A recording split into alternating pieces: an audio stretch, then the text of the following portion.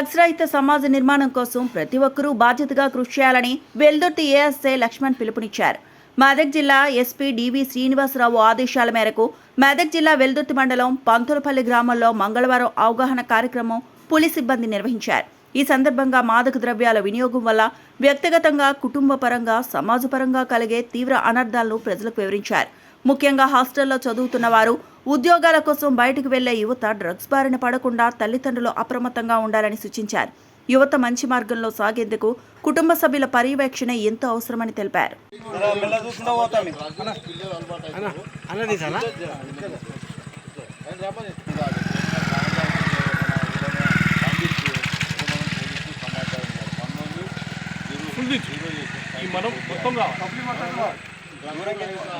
డబ్బురహితమైనటువంటి సమాజం అంటే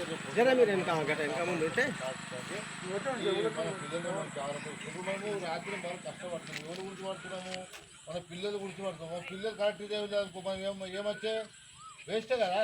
మనం ఎంత కష్టపడి ఎంత సంపాదించిన డబ్బు కూడా వాడు మంచిగా లేదనుకో వృధా అయిపోతుంది. కాబట్టి మనం ఎంత కష్టపడి సంపాదించిన గొప్పతనం కాదు, మనకు ఉండాలి.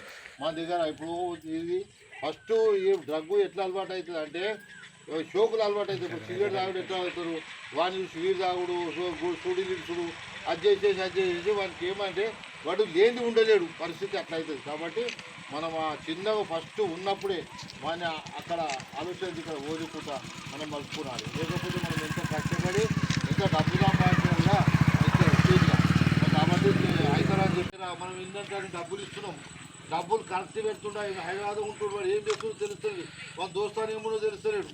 కాబట్టి మనం ఒకవేళ హైదరాబాద్ ఎక్కడ ఉన్నా కూడా వాళ్ళకి మనం తెలుసుకున్నారా, మనం మంచిగా ఉన్నారా, చెడ్డగా ఉన్నారా, ఏం సంగతి అని ఒకసారి తెలుసుకుంటే వాళ్ళకి మనం కాపాడుకోవడం అవుతాం.